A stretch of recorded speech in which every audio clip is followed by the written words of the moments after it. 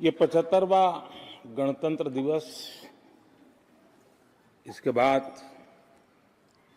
संसद का नया भवन, सेंगोल की अगुवाई,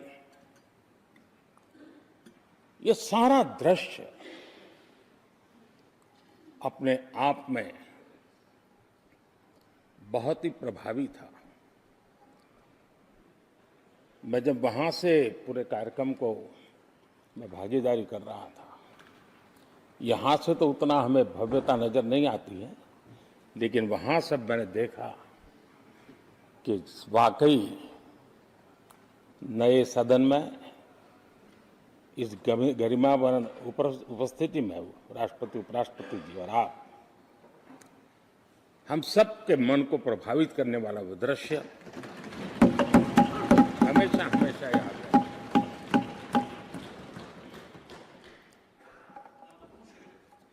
जिन माननीय करीब 60 से ज्यादा माननीय सदस्यों ने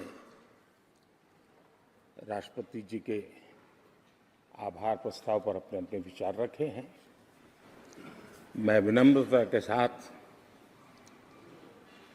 अपने अपने विचार व्यक्त करने वाले सभी अपने माननीय सांसदगण का आभार व्यक्त करता हूं। मैं विशेष रूप से विपक्ष ने जो संकल्प लिया है उसकी सराहना करता हूं। उनके भाषण के एक एक बात से मेरा और देश का विश्वास पक्का हो गया है कि इन्होंने लंबे अरसे तक वहां रहने का संकल्प लिया।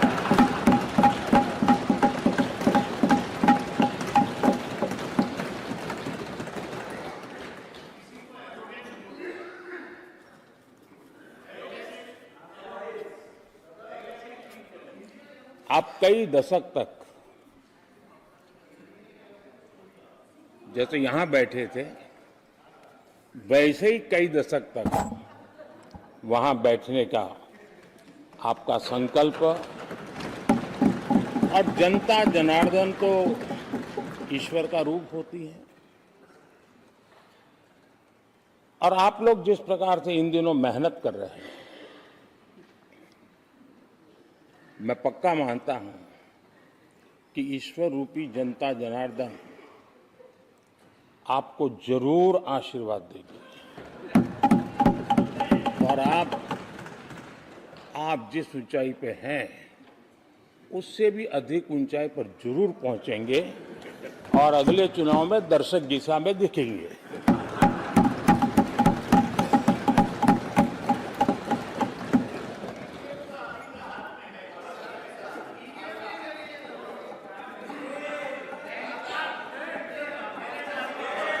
अधीर रंजन जी, इस बार आपने आपका कॉन्ट्रैक्ट उनको दे दिया है क्या? ये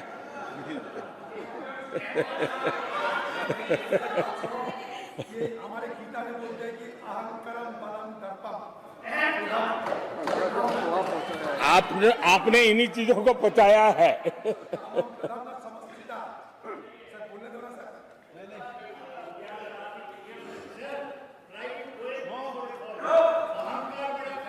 आदरणीय अध्यक्ष महोदय,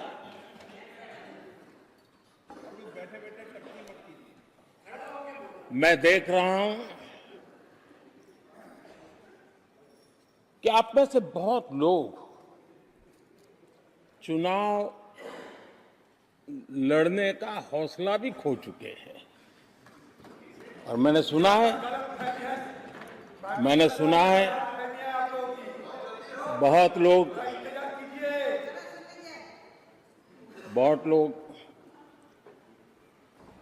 पिछली बार भी सीट बदली, इस बार भी कुछ सीट बदलने की फिराक में हैं, और मैंने सुना है बहुत लोग अब लोकसभा के बजाय राज्यसभा में जाना चाहते हैं। तो स्थितियों का आकलन करके वो अपना अपना रास्ता ढूंढ रहे हैं। आदरणीय अध्यक्ष जी, राष्ट्रपति जी का भाषण एक प्रकार से तथ्यों के आधार पर, हकीकतों के आधार पर एक बहुत बड़ा दस्तावेज है जो देश के सामने राष्ट्रपति जी ने प्रस्तुत किया। और इस पूरे दस्तावेज को आप देखेंगे तो उन हकीकतों को समेटने का प्रयास किया है जिससे देश किस स्पीड से प्रगति कर रहा है, किस स्केल के साथ गतिविधियों का विस्तार हो रहा है, उसका लेखा जोखा आदरणीय राष्ट्रपति जी ने प्रस्तुत किया है। आदरणीय राष्ट्रपति जी ने भारत के उज्जवल भविष्य को ध्यान में रखते हुए 4 मजबूत स्तंभों पर हम सबका ध्यान केंद्रित किया है और उनका सही आकलन है कि देश के 4 स्तंभ जितने ज्यादा मजबूत होंगे, जितने ज्यादा विकसित होंगे, जितने ज्यादा समृद्ध होंगे, हमारा देश उतना ही समृद्ध होगा, उतना ही तेजी से समृद्ध होगा। और उन्होंने इन 4 स्तंभों का उल्लेख करते हुए देश की नारी शक्ति, देश की युवा शक्ति, देश के हमारे गरीब भाई बहन और देश के हमारे किसान, हमारे मछुआरे, हमारे पशुपालक, उनकी चर्चा की है। इनके सशक्तिकरण के माध्यम से राष्ट्र के विकसित भारत के लक्ष्य को प्राप्त करने की जो राह है, उसका स्पष्ट दिशा निर्देश आदरणीय राष्ट्रपति जी ने कहा है। अच्छा होता, हो सकता है आपके यहां फिशरमैन माइनॉरिटी के ना हो सकता है आपके यहां पशुपालक माइनॉरिटी के ना हो सकता है किसान आपके यहां माइनॉरिटी के ना हो सकता है महिलाएं आपके यहां माइनॉरिटी में ना हो सकता है कि आपके यहां युवा में माइनॉरिटी। क्या हो गया है दादा? क्या देश के युवा जी की बात होती है? समाज के सब वर्ग नहीं होते हैं? क्या देश की नारी की बात होती है? देश की सभी नारी नहीं होती है? कब तक टुकड़ों में सोचते रहोगे? कब तक समाज को बांटते रहोगे? सब सीमा करो, सीमा करो। बहुत तोड़ा देश को।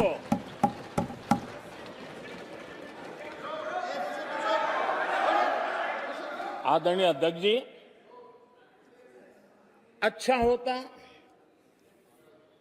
कि जाते जाते तो कम से कम इस चर्चा के दरमियान कुछ सकारात्मक बातें होती, कुछ सकारात्मक सुझाव आते, लेकिन हर बार की तरह आप सब साथियों ने देश को बहुत निराश किया, क्योंकि आपकी सोच की मर्यादा देश समझ पा रहा है। और उसको बार बार दर्द होता है कि ये दशा है इनकी सोचने की मर्यादा इतनी है। आदरणीय अध्यक्ष जी, नेता तो बदल गए, लेकिन टेप रिकॉर्डर वही बज रही है, वही बातें, कोई नई बात आती नहीं, और पुरानी ढपली और पुराना राग वही चलता रहता है आपका। चुनाव का वर्ष था, थोड़ी मेहनत करते, कुछ नया निकाल करके लाते, जनता को जरा संदेश दे पाते, उसमें भी फेल गए आप। चलिए, ये भी मैं सिखाता हूं। आदरणीय अध्यक्ष जी, आज विपक्ष की जो हालत होगी ना, इसकी सबसे दोषी कांग्रेस पार्टी है।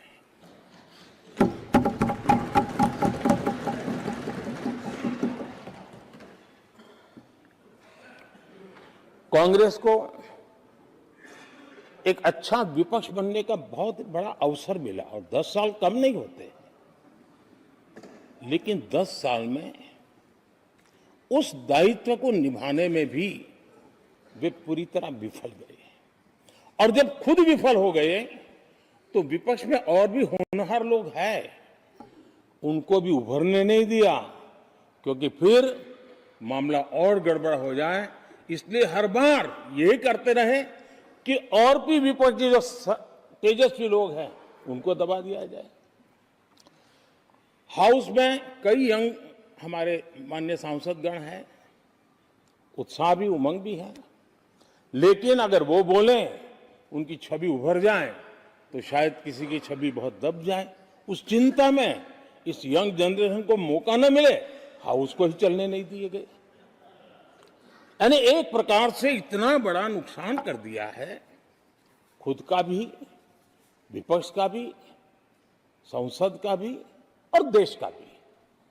और इसलिए, और मैं हमेशा चाहता हूं कि देश को एक स्वस्थ अच्छे विपक्ष की बहुत जरूरत है।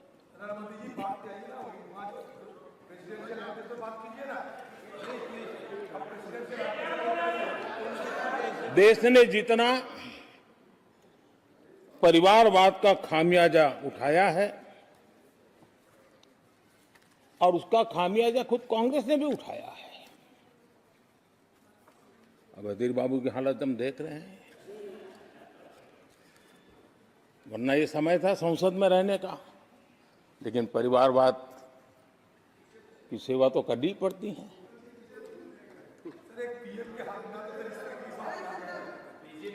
आदरणीय अध्यक्ष जी, अब हालत देखिए, हमारे खरगे जी इस सदन से उस सदन शिफ्ट हो गए,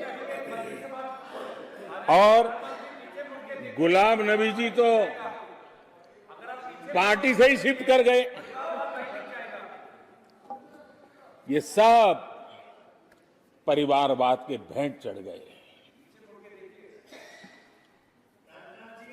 एक ही प्रोडक्ट बार बार लॉन्च करने के चक्कर में कांग्रेस की दुकान ताला लगने की नौबत आ गई है। और ये दुकान हम नहीं कह रहे, आप लोग कह रहे हैं। आप लोग कहते हैं दुकान खोलिए, सब जगह पे बोलते हैं, दुकान को ताला लगने की बात आई। नवरत्न की दुकान बंद करने की ऐलान हो रहे हैं। यहां हमारे दादा अपनी आदत छोड़ नहीं पाते हैं, वहां से बैठे बैठे कमेंट कर रहे हैं परिवारवाद की। मैं जरा समझा देता हूं, आज माफ करना अध्यक्ष महोदय, मैं जरा समय ले रहा हूं। आज हम किस परिवारवाद की चर्चा करते हैं? अगर किसी परिवार में अपने बलबूते पर जन समर्थन से एक से अधिक अनेक लोग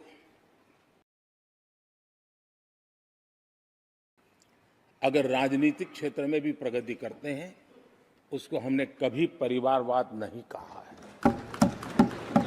हम परिवारवाद की चर्चा वो करते हैं जो पार्टी परिवार चलाता है, जो पार्टी परिवार के लोगों को प्राथमिकता देती है, जो पार्टी के सारे निर्णय परिवार के लोग ही करते हैं, वो परिवारवाद है। न राजनाथ जी की कोई पॉलिटिकल पार्टी है, न अमित शाह की कोई पॉलिटिकल पार्टी है। और इसलिए जहां एक परिवार को पार्टियां लिखी जाती हैं, वो लोकतंत्र में उचित नहीं है। लोकतंत्र में पार्टी अनेक, एक परिवार के 10 लोग राजनीति में आए, कुछ बुरा नहीं है। हम तो चाहते हैं नौजवान लोग आए।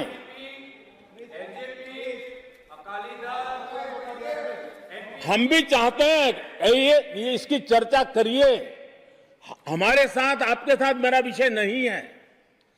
देश के लोकतंत्र के लिए परिवारवादी राजनीति, पारिवारिक पार्टियों की राजनीति, ये हम सबकी चिंता का विषय होना चाहिए। और इसलिए मैं किसी परिवार के 2 लोग अगर प्रगति करते हैं, उसको तो मैं स्वागत करूंगा। 10 लोग प्रगति करें, मैं स्वागत करूंगा। देश में जितनी नई पीढ़ी अच्छे लोग आए स्वागत योग्य है। सवाल यह है कि परिवार ही पार्टियां चलाती है। पक्का है कि ये अध्यक्ष नहीं होगा तो उसका बेटा होगा, ये नहीं होगा तो उसका बेटा होगा। ये लोकतंत्र का खतरा है। और इसलिए अच्छा हुआ दादा, थैंक यू। ये विषय कभी बोलता नहीं था, आज बोल दिया मैंने। आदरणीय अध्यक्ष जी, एक ही प्रोडक्ट को बार बार लॉन्च करने का भरपूर प्रयास हो रहा है।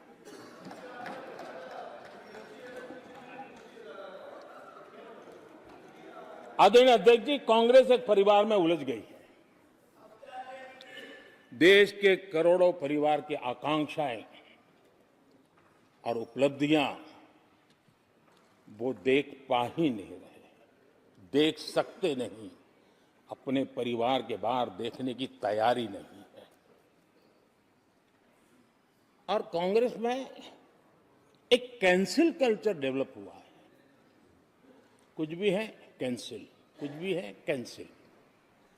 एक ऐसे कैंसिल कल्चर में कांग्रेस फंस गई है। अगर हम कहते हैं मेक इन इंडिया तो कांग्रेस कहती है कैंसिल। हम कहते हैं आत्मनिर्भर भारत, कांग्रेस कहती है कैंसिल। हम कहते हैं वोकल फॉर लोकल, कांग्रेस कहती है कैंसिल। हम कहते हैं वंदे भारत ट्रेन, कांग्रेस कहती है कैंसिल। हम कहते हैं संसद की नई इमारत, कांग्रेस कहती है कैंसिल। यानी मैं हैरान हूं, ये कोई मोदी की उपलब्धियां नहीं है, देश की उपलब्धियां हैं।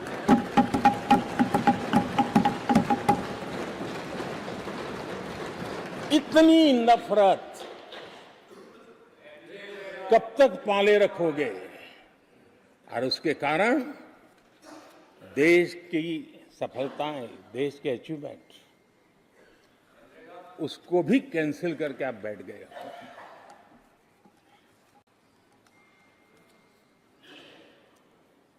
आदरणीय अध्यक्ष जी, राष्ट्रपति जी ने विकसित भारत के रोडमैप पर चर्चा करते हुए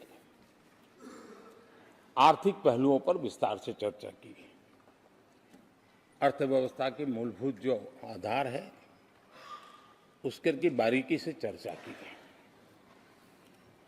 और भारत की मजबूत अर्थव्यवस्था को आज पूरी दुनिया सराह रही है, पूरी दुनिया उससे प्रभावित है। और जब विश्व संकट से गुजर रहा है तब तो उनको और ज्यादा अच्छा लगता है। G20 समिट के अंदर सारे देश ने देखा है कि पूरा विश्व भारत के लिए क्या सोचता है, क्या कहता है, क्या आशा करता है।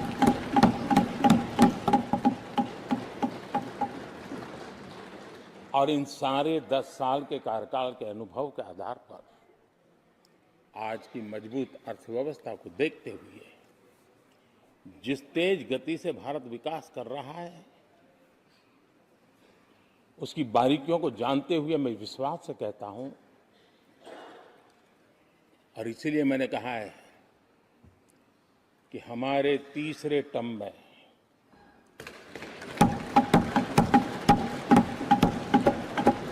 भारत दुनिया की तीसरी बड़ी आर्थिक ताकत बनेगा।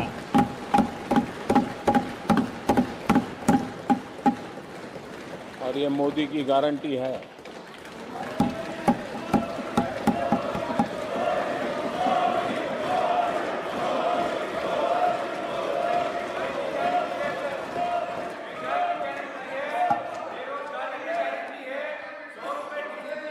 माननीय अध्यक्ष जी, इनको पहले मौका नहीं दिया था क्या? सबको मौका दिया है ना? हाँ।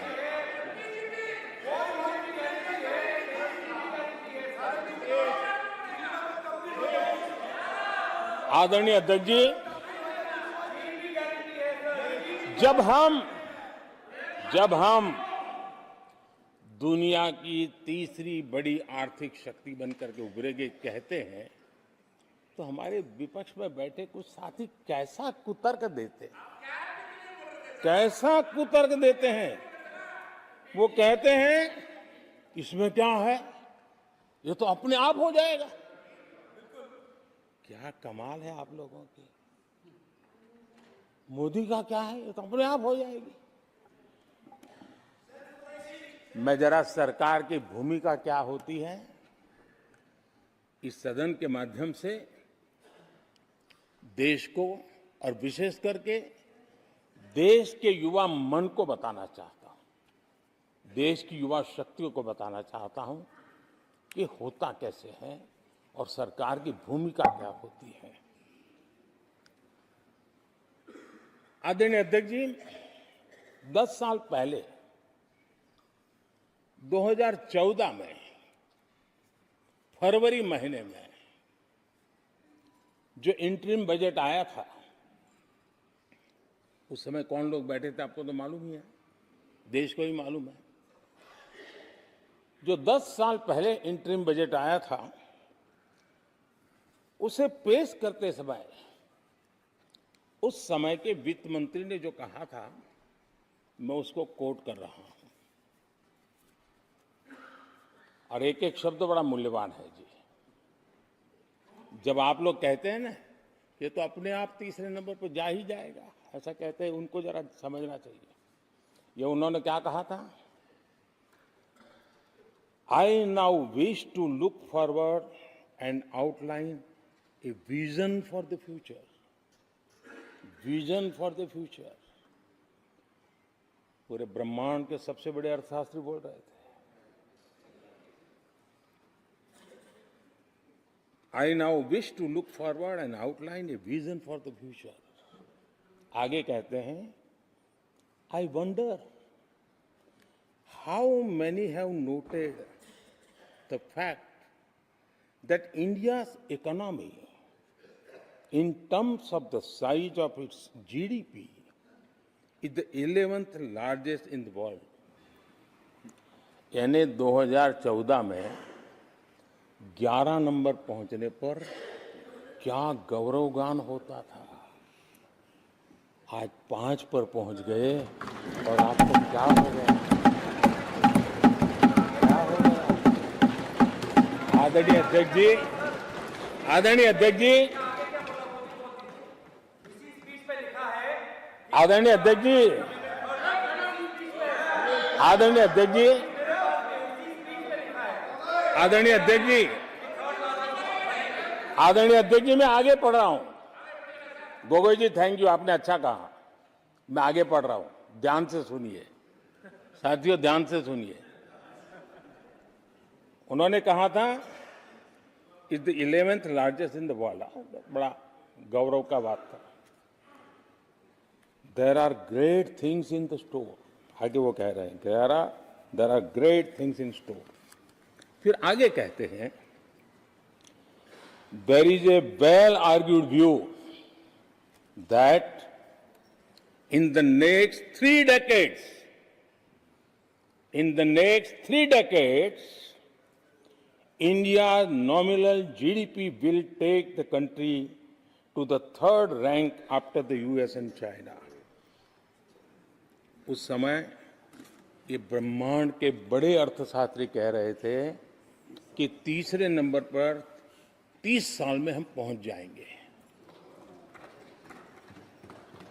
30 साल। और फिर कहा था ये मेरा विजन,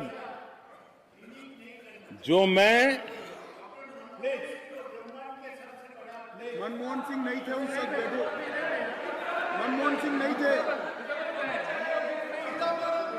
बहुत लोग हैं जो एक ख्यालों में रहते हैं वो ब्रह्मांड के सबसे बड़ी अर्थशास्त्री है।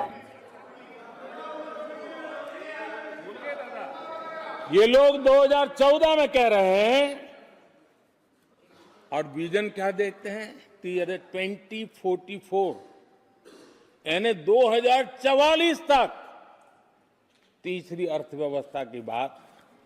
ये इनकी सोच, ये इनकी मर्यादा, सपना भी देखने का सामर्थ्य खो चुके थे लोग। संकल्प तो दूर की बात थी। 30 साल का इंतजार करने के लिए मेरे देश की युवा पीढ़ी को कह कर गए थे, लेकिन हम आज आपके सामने विश्वास से खड़े हैं, इस पवित्र सदन में खड़े हैं और मैं आपको विश्वास दिलाता हूं कि 30 साल हम नहीं लगने देंगे। ये मोदी की गारंटी है।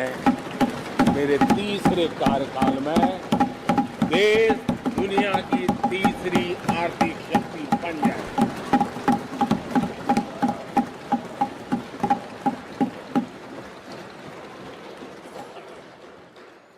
कैसे लक्ष्य रखते थे, उनकी सोच कहां तक जाती थी, दया आती है।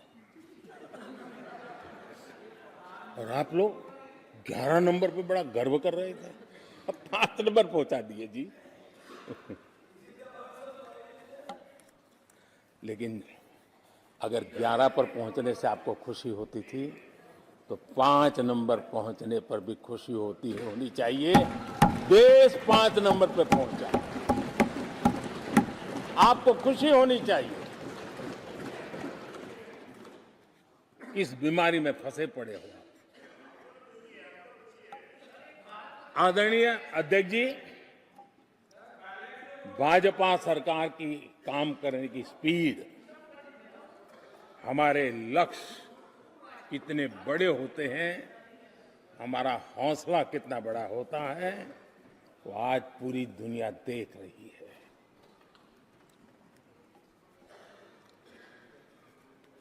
और आदरणीय अध्यक्ष जी, एक कहावत है हमारे उत्तर प्रदेश में, खास ये कहावत कही जाती है, 9 दिन चले 2.5 कोस।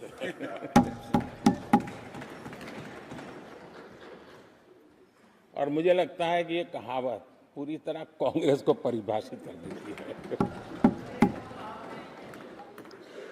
ये कांग्रेस की सुस्त रफ्तार, कांग्रेस की सुस्त रफ्तार का कोई मुकाबला नहीं।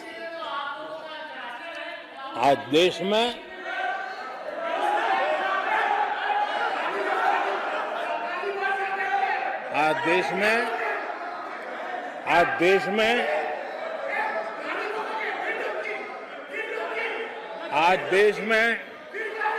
जिस रफ्तार से काम हो रहा है,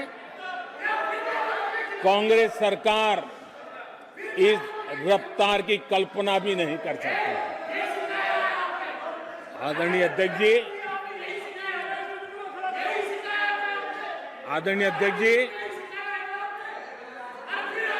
शहरी गरीबों के लिए हमने गरीबों के लिए 400 घर हमने गरीबों के लिए, आदरणीय अध्यक्ष जी, हमने गरीबों के लिए 4 करोड़ घर बनाए।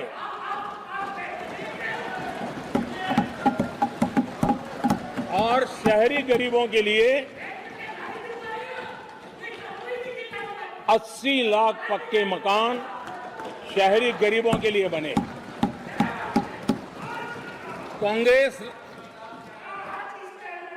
अगर कांग्रेस की रफ्तार से घर बने होते तो क्या हुआ होता, मैं इसका हिसाब लगाता हूं। अगर कांग्रेस की जो रफ्तार थी उस प्रकार से चला होता तो 100 साल लगते, इतना काम करने में 100 साल लगते, 5 पीढ़ियां गुजर जाती। आदरणीय अध्यक्ष जी, 10 वर्ष में 40,000 किलोमीटर रेलवे ट्रैक का इलेक्ट्रिफिकेशन हुआ। अगर कांग्रेस की रफ्तार से देश चलता, इस काम को करने में 80 साल लग जाते। एक प्रकार से 4 पीढ़ियां गुजर जाती। आदरणीय अध्यक्ष जी, हमने 17 करोड़ अधिक गैस कनेक्शन दिए। ये मैं 10 साल का हिसाब दे रहा हूं। अगर कांग्रेस की चाल से चलते तो ये कनेक्शन देने में और 60 साल लग जाते। 3 पीढ़ियां धुएं में खाना पकाते पकाते गुजर जाती। आदरणीय अध्यक्ष जी, हमारी सरकार ने सैनिटेशन कवरेज 40% से 100% तक पहुंची है। अगर कांग्रेस की रफ्तार होती तो ये काम होते होते 60-70 साल और लगते और कम से कम 3 पीढ़ियां गुजर जाती, लेकिन गारंटी नहीं होता कि नहीं होता। आदरणीय अध्यक्ष जी, कांग्रेस की जो मानसिकता है, जिसका देश को बहुत नुकसान हुआ है, कांग्रेस ने देश के सामर्थ्य पर कभी भी विश्वास नहीं किया। वे अपने आप को शासक मानते रहे और जनता जनार्दन को हमेशा कमतर आंकते गए, छोटा आंकते गए। आदरणीय अध्यक्ष जी, देश के नागरिकों के लिए कैसा सोचते थे, मैं जानता हूं, मैं नाम बोलते ही उनको जरा चुभन होगी, लेकिन 15 अगस्त लाल किले से प्रधानमंत्री नेहरू ने जो कहा था वो मैं जरा पढ़ता हूं। लाल किले से भारत के प्रथम प्रधानमंत्री ने जो कहा था वो पढ़ रहा हूं, नेहरू जी ने। उन्होंने कहा था, हिंदुस्तान में काफी मेहनत करने की आदत आम तौर से नहीं है। हम इतना काम नहीं करते जितना कि यूरोप वाले या जापान वाले या चीन वाले या रूस वाले या अमेरिका वाले करते हैं। ये नेहरू जी लाल किले से बोल रहे हैं। यह न समझिए, यह न समझिए कि वह, यह न समझिए कि वह कौमें, ये न समझिए कि वह कौमें कोई जादू से खुशहाल हो गई। वो मेहनत से हुई है और अक्ल से हुई है। ये उनको सर्टिफिकेट दे रहे हैं, भारत के लोगों को नीचा दिखा रहे हैं। यानी नेहरू जी की भारतीयों के प्रति सोच थी कि भारतीय आलसी है। नेहरू जी की भारतीयों के लिए सोच थी कि भारतीय कम अक्ल के लोग होते हैं। और आदरणीय अध्यक्ष जी, इंदिरा जी की सोच भी उससे ज्यादा अलग नहीं थी। इंदिरा जी ने जो लाल किले से 15 अगस्त को कहा था, लाल किले से 15 अगस्त को इंदिरा जी ने कहा था, दुर्भाग्यवश हमारी आदत ये है कि जब कोई शुभ काम पूरा होने को होता है तो हम आत्मतुष्टि की भावना से ग्रस्त हो जाते हैं और जब कोई कठिनाई आ जाती है तो हम नाउम्मीद हो जाते हैं। कभी कभी तो ऐसा लगने लगता है कि पूरे राष्ट्र ने ही पराजय भावना को अपना लिया है। आज कांग्रेस के लोगों को देख करके लगता है कि इंदिरा जी भले देश के लोगों का आकलन सही न कर पाए, लेकिन कांग्रेस का एकदम सटीक आकलन उन्होंने किया था। कांग्रेस के शाही परिवार के लोग मेरे देश के लोगों को ऐसा ही समझते थे, उनके विषय में ऐसे ही सोचते। और आज भी वही सोच देखने को मिलती है। माननीय अध्यक्ष जी,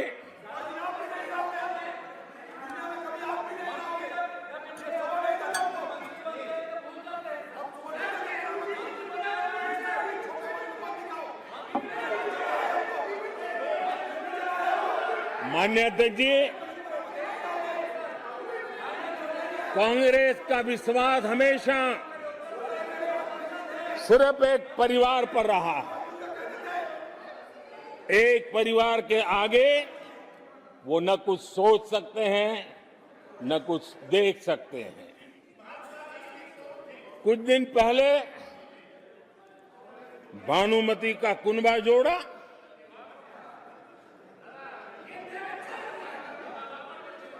लेकिन फिर एकला चलो रे करने लग गए। कांग्रेस के लोगों ने नया नया मोटर मैकेनिक का काम सीखा है और इसलिए अलाइनमेंट क्या होता है उसका ज्ञान तो हो गया होगा, लेकिन मैं देख रहा हूं अलायंस का ही अलाइनमेंट बिगड़ गया।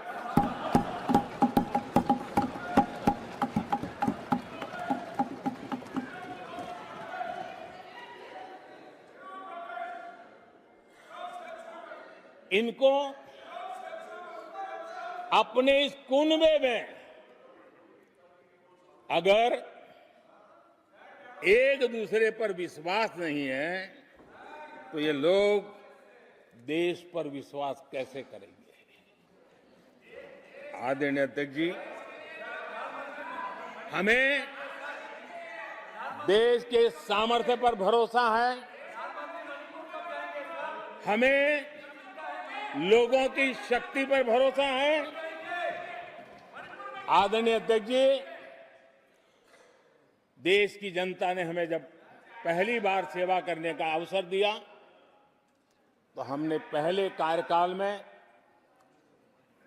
यूपीए के समय के जो गड्ढे थे वो गड्ढे भरने में हमारा काफी समय और शक्ति लगी। हम पहले कार्यकाल में वो गड्ढे भरते रहे।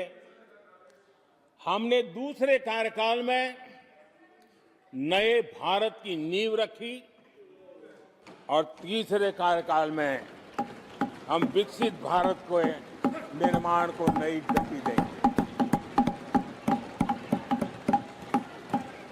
आदरणीय अध्यक्ष जी, पहले कार्यकाल में हमने स्वच्छ भारत, उज्ज्वला,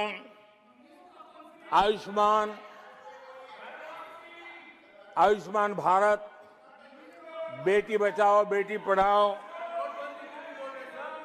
उसी प्रकार से सुगम्य भारत, डिजिटल इंडिया, ऐसे कितने ही जनहित के कामों को अभियान का स्वरूप देकर के आगे बढ़ाए। टैक्स व्यवस्था आसान हो, इसके लिए जीएसटी जैसे निर्णय लिए और हमारे इन कामों को देख करके जनता ने भरपूर समर्थन दिया। जनता ने बहुत आशीर्वाद दिए, पहले से भी ज्यादा आशीर्वाद दिए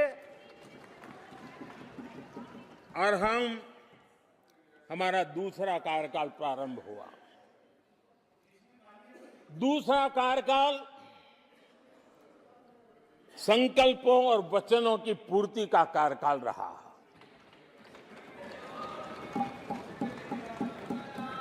जिन उपलब्धियों का देश लंबे समय से इंतजार कर रहा था, वो सारे काम हमने दूसरे कार्यकाल में पूरे होते देखे। हम सबने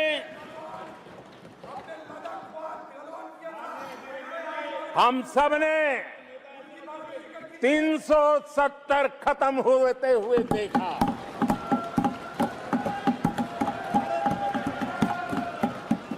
इन्हीं माननीय सांसदों के आंखों के सामने और उनके वोट की ताकत से 370 गया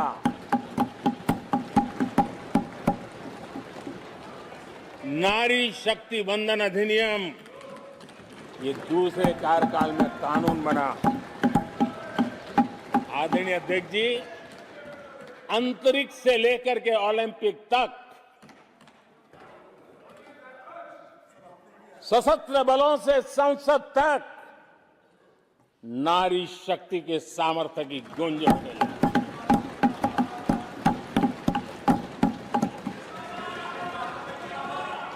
ये नारी शक्ति के सशक्तिकरण को आज देश ने देखा है। आदरणीय अध्यक्ष जी,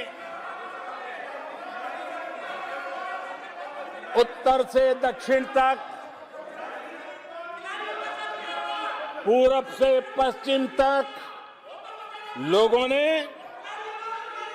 दशकों से अटकी भटकी लटकी योजनाओं को समयबद्ध तरीके से पूरे होते हुए देखा। आदरणीय अध्यक्ष जी, अंग्रेजी शासन के पुराने दंड प्रधान कानूनों से हम please please please please please please माननीय सदस्यगण, सदन के नेता बोल रहे हैं, आपको प्लीज आप समझाइए। सदन के नेता बोल रहे हैं, आपको मैंने सबको पर्याप्त समय पर्याप्त अवसर दिया था। यह तरीका गलत है, यह हमें मर्यादा बना के रखना पड़ेगा। प्लीज बैठे बैठे कोई टिप्पणी नहीं करेगा। Please please please please no, गलत तरीका, गलत तरीका। माननीय प्रधानमंत्री जी,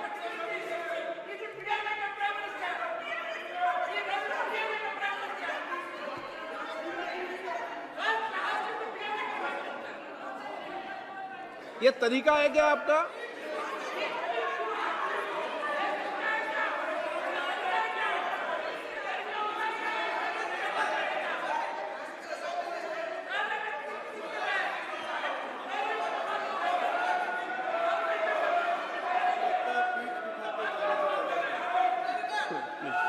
प्लीज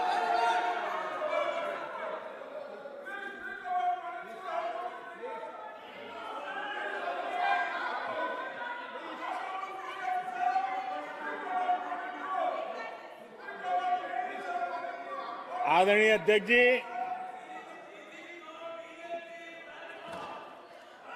अंग्रेजी शासन के पुराने कानून जो दंड प्रधान थे, उन दंड प्रधानों से के कानूनों से हट करके हमने न्याय संहिता तक प्रगति की।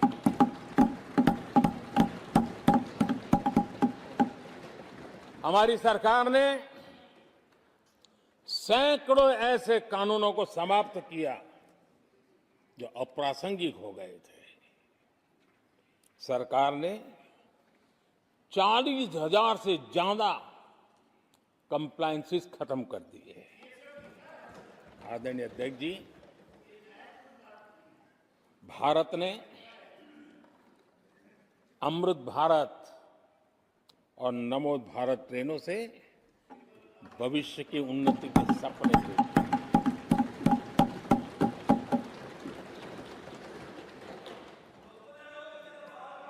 आदरणीय अध्यक्ष जी, देश के गांव-गांव ने, देश के कोटि-कोटि जनों ने विकसित भारत की संकल्प यात्रा देखी है और सैचुरेशन के पीछे कितनी मेहनत की जाती है, उसके हक की चीज उसको मिले, उसके दरवाजे दस्तक देकर के देने का प्रयास देश पहली बार देख रहा है।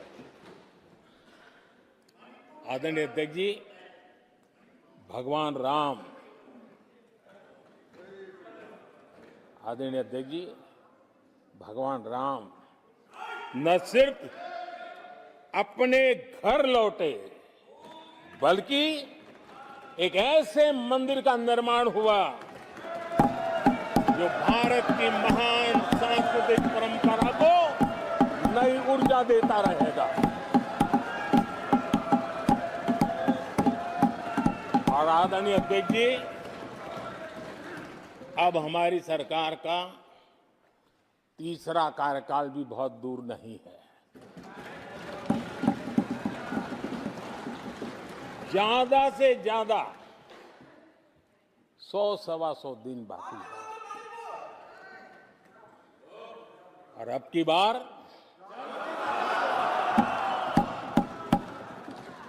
पूरा देश कह रहा है, अब की बार खड़गे जी भी कह रहे हैं। लेकिन अध्यक्ष जी, मैं आमतौर पर ये आंकड़े के चक्कर में नहीं पड़ता हूं, लेकिन मैं देख रहा हूं देश का मिजाज एनडीए को तो 400 पार कर ही के रहेगा, लेकिन भारतीय जनता पार्टी को 370 सीट अवश्य देगा।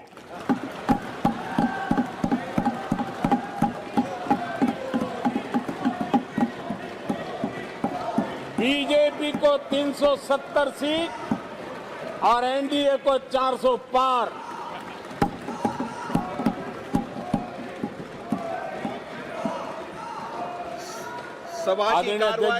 सभा की कार्रवाई इस विषय की समाप्ति तक बढ़ा दी जाए। आदरणीय अध्यक्ष जी, हमारा तीसरा कार्यकाल बहुत बड़े फैसलों का होगा।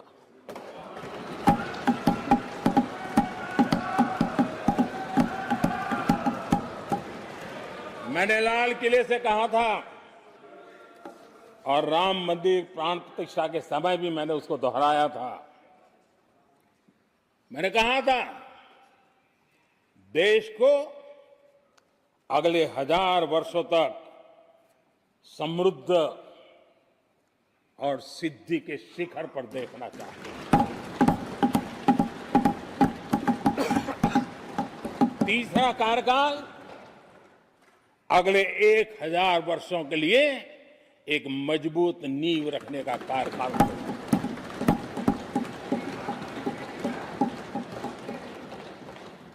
आदरणीय अध्यक्ष जी, मैं भारतवासियों के लिए, उनके भविष्य के लिए बहुत ही विश्वास से भरा हुआ है। मेरा देश के 140 करोड़ नागरिकों के सामर्थ्य पर अपार भरोसा है। मेरा बहुत विश्वास है।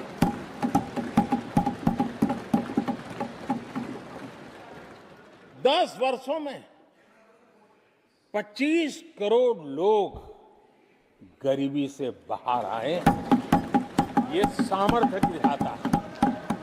आदरणीय अध्यक्ष जी,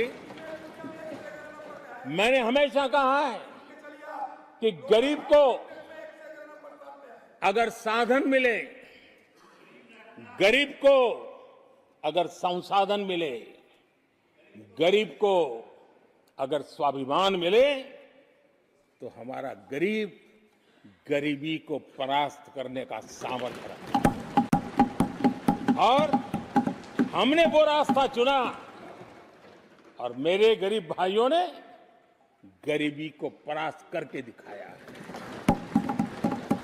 और इसी सोच के साथ हमने गरीब को साधन दिए, संसाधन दिए, सम्मान दिया, स्वाभिमान दिया। 50 करोड़ गरीबों के पास आज बैंक खाता है, कभी वो बैंक से गुजर नहीं पाता।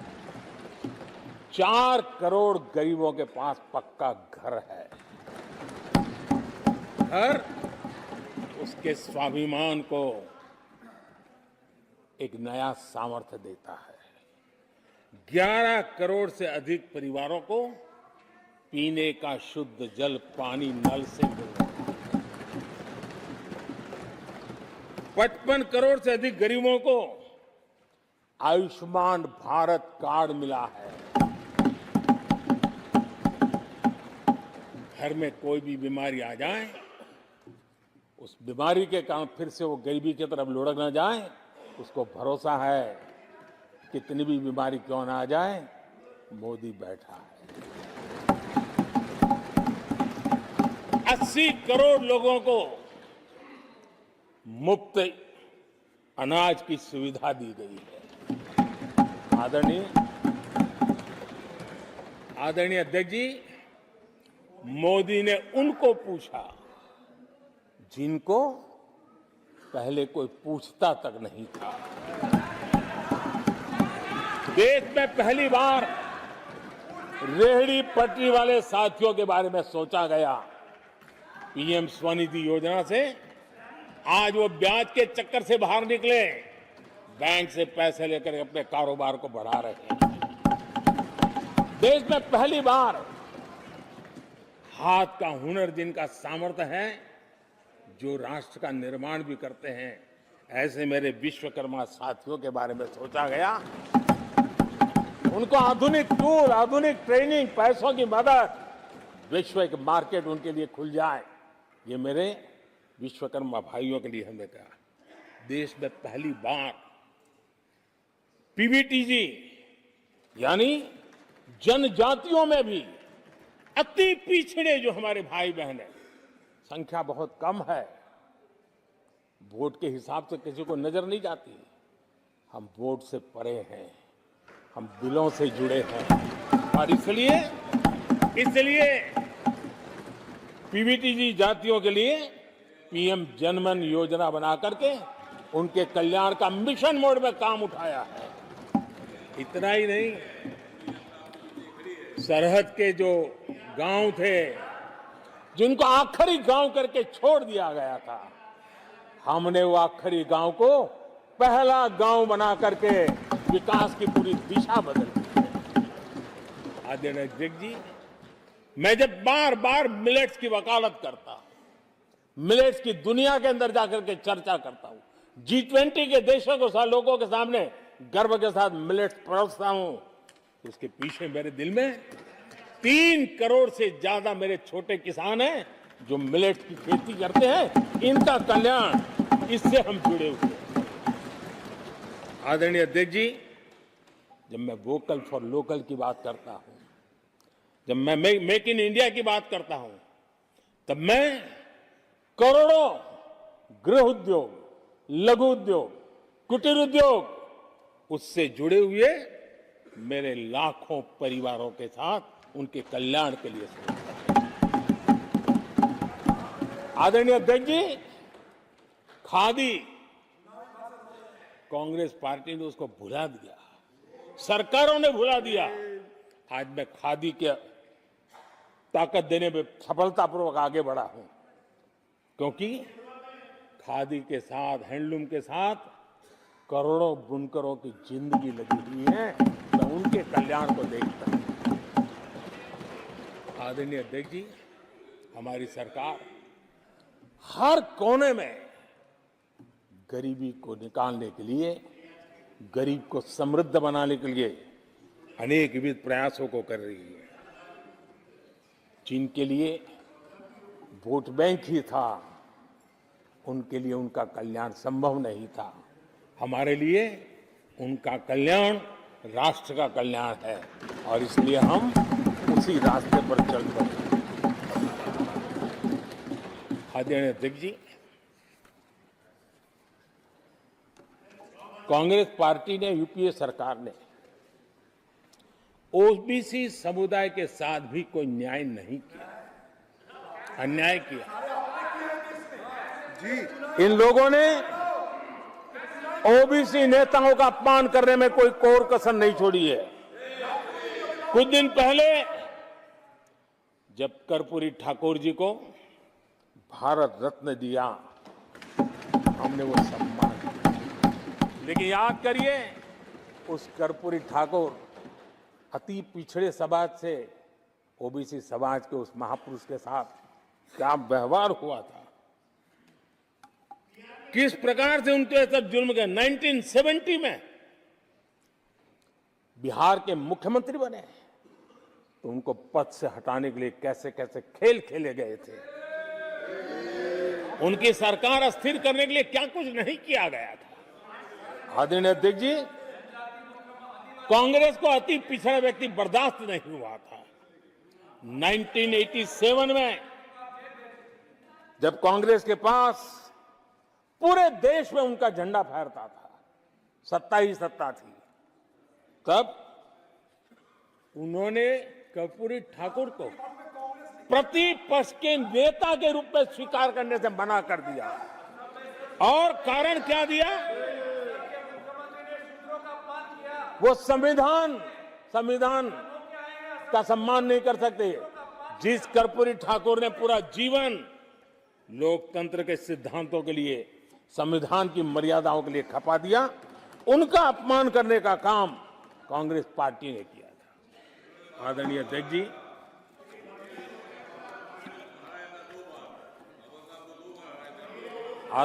जी,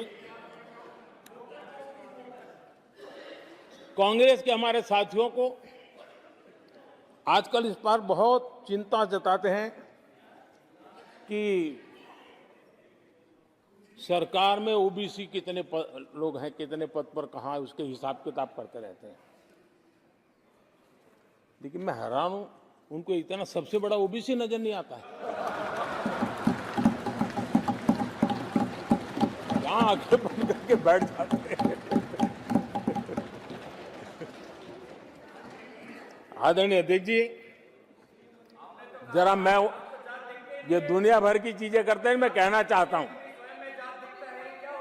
ये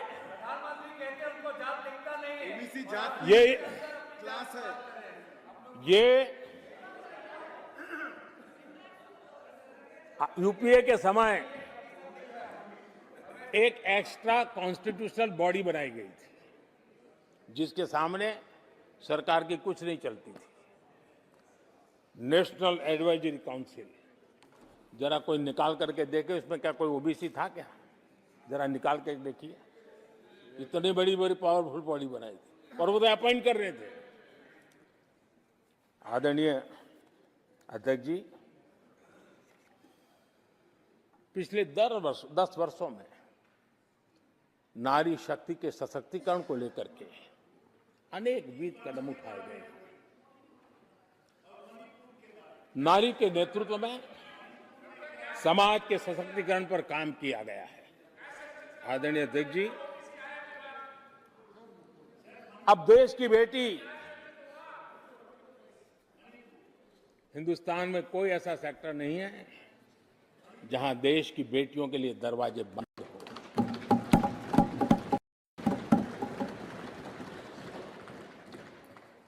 आज हमारे देश की बेटियां फाइटर जेट भी उड़ा रही हैं और हमारे देश की सीमाओं को भी सुरक्षित रख रही है। आदरणीय अध्यक्ष महोदय, ग्रामीण व्यवस्था, अर्थव्यवस्था हमारी, women self help group 10 crore बहनें जुड़ी है और आर्थिक गतिविधि करती है और ग्रामीण अर्थव्यवस्था को वो नई ताकत दे रही है। और मुझे आज खुशी है कि इन प्रयासों का परिणाम है कि आज करीब करीब 1 करोड़ लखपति दीदी आज देश में है। और जब मेरी उनसे बातें होती है, उनका जो आत्मविश्वास देखता हूं, मेरा पक्का विश्वास है हम जिस तरह आगे बढ़ रहे हैं, आने वाले हमारे कार्यकाल में 3 करोड़ लखपति दीदी हमारे देश के अंदर देखेंगे। आप कल्पना कर सकते हैं गांव की अर्थव्यवस्था को कितना बड़ा बदलाव हो जाएगा। आदरणीय अध्यक्ष जी, हमारे देश में बेटियों के संबंध में जो पहले सोच थी, समाज के घर में घुस गई थी, दिमाग में भी घुस गई थी, आज वो सोच कितनी तेजी से बदल रही है। थोड़ा सा बारीकी से देखेंगे तो हमें पता चलेगा कितना बड़ा सुखद बदलाव आ रहा है। पहले अगर बेटी का जन्म होता था तो चर्चा होती थी, अरे खर्चा कैसे उठाएंगे, उसको कैसे पढ़ाएंगे, उसके आगे की जिंदगी का एक प्रकार से कोई बोझ है, ऐसी चर्चाएं हुआ करती थी। आज बेटी पैदा होती है तो पूछा जाता है, अरे सुकन्या समृद्धि अकाउंट खुला कि नहीं खुला? बदलाव। आदरणीय अध्यक्ष जी, पहले सवाल होता था प्रेग्नेंट होने पर नौकरी नहीं कर पाओगे। पहले ये बात होती थी प्रेग्नेंट होने पर नौकरी नहीं कर पाओगे। आज कहा जाता है 26 हफ्ते की पेड लीव और बाद में भी अगर चाहिए तो मिलेगी। ये बदलाव होता है। पहले समाज में सवाल होते थे कि महिला होकर नौकरी क्यों करना चाहती हो, क्या पति की सैलरी कम पड़ रही, ऐसे सवाल होते थे। आज लोग पूछ रहे हैं, मैडम आपका जो स्टार्टअप है ना बहुत प्रगति कर रहा है, क्या मुझे नौकरी मिलेगी? ये बदल।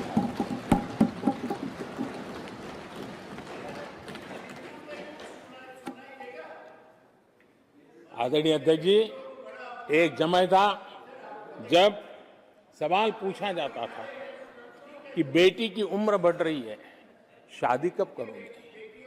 बेटी की उम्र बढ़ रही है, शादी कब करोगे? आज पूछा जाता है, बेटी पर्सनल और प्रोफेशनल दोनों कामों को संतुलित कितना बढ़िया करती हो, कैसे करती हो?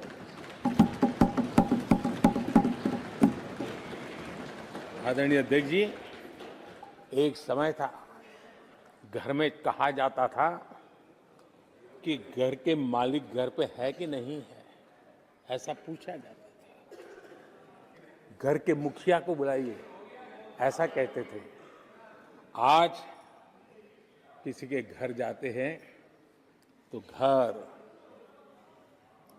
महिला के नाम पर, बिजली का बिल उसके नाम पर आता है, पानी गैस सब उसके नाम पर। तो परिवार के मुखिया की जगह आज मेरी माताएं बहन। ये बदलाव अमृतकाल में विकसित भारत का हमारा जो संकल्प है ना, इसकी एक बहुत बड़ी शक्ति के रूप में उभरने वाला है और मैं उस शक्ति के दर्शन कर पा रहा हूं। आदरणीय अध्यक्ष महोदय,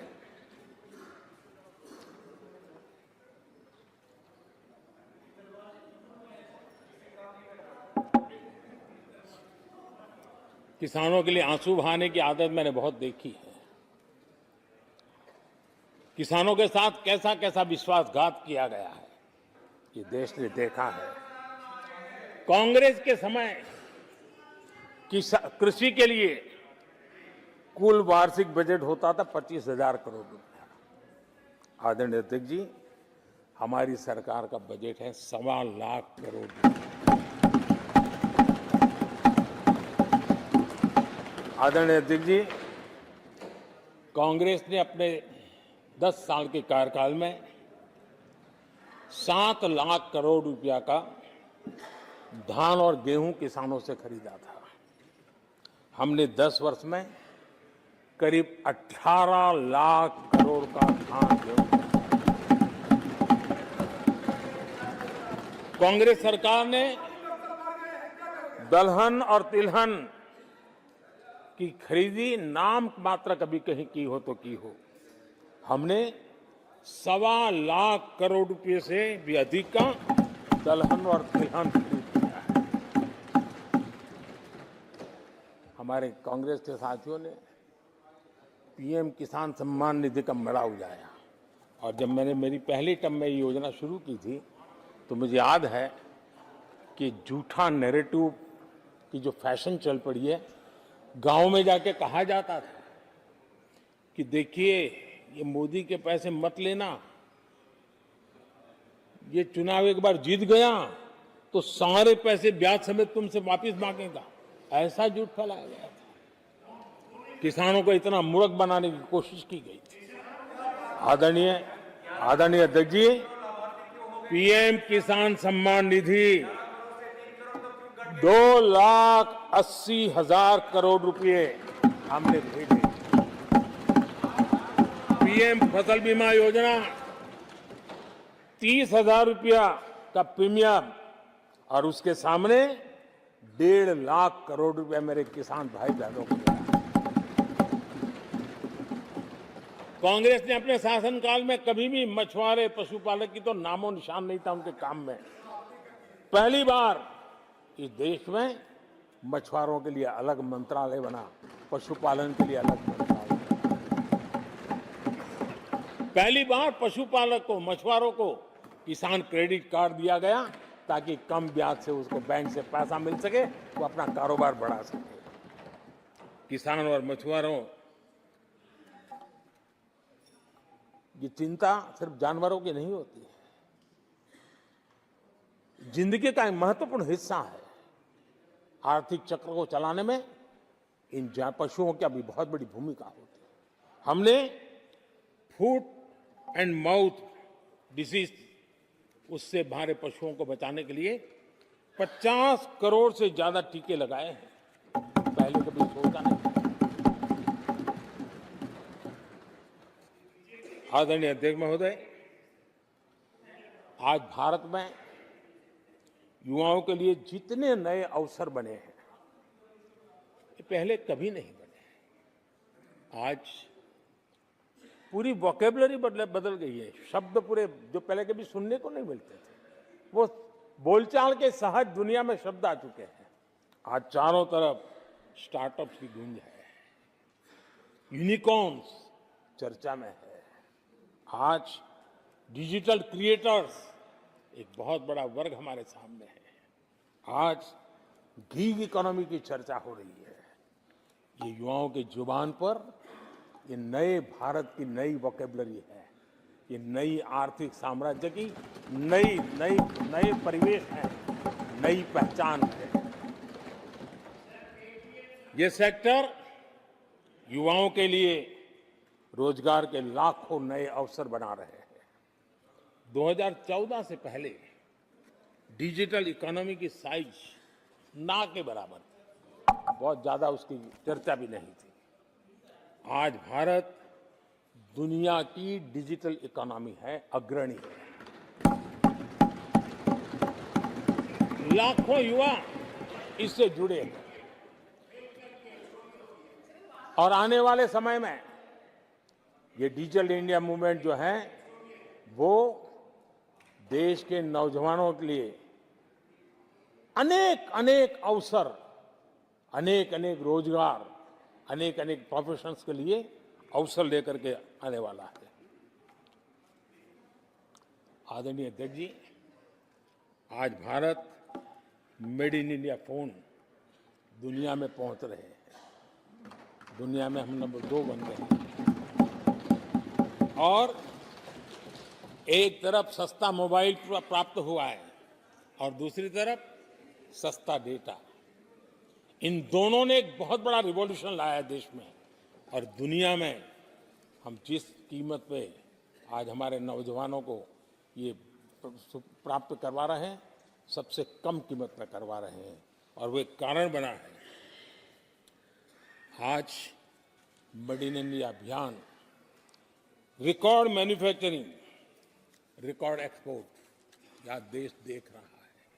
आदरणीय जी, ये सारे काम हमारे नौजवानों के लिए सबसे ज्यादा रोजगार लाने वाले काम हैं, सबसे ज्यादा रोजगार के अवसर पैदा करेंगे। आदरणीय अध्यक्ष महोदय, 10 वर्ष में टूरिज्म सेक्टर में अभूतपूर्व उछाल आया है। हमारे देश में ये ग्रोथ और टूरिज्म सेक्टर ऐसा है जिसमें कम से कम पूंजी निवेश में अधिक से अधिक लोगों को रोजगार देने वाला अवसर है और सामान्य से सामान्य व्यक्ति को भी ये रोजगार देने वाला अवसर है। स्वरोजगार की सबसे ज्यादा संभावनाएं वाला टूरिज्म क्षेत्र है। 10 वर्ष में एयरपोर्ट 2 गुने बने। भारत सिर्फ एयरपोर्ट बने ऐसा नहीं है, भारत दुनिया का तीसरा बड़ा डोमेस्टिक एविएशन सेक्टर बना, दुनिया के तीसरे बड़े। हम सबको खुशी होनी चाहिए। भारत की जो एयरलाइंस कंपनियां हैं उन्होंने 1000 नए एयरक्राफ्ट के ऑर्डर दिए। देश में 1000 नए एयरक्राफ्ट।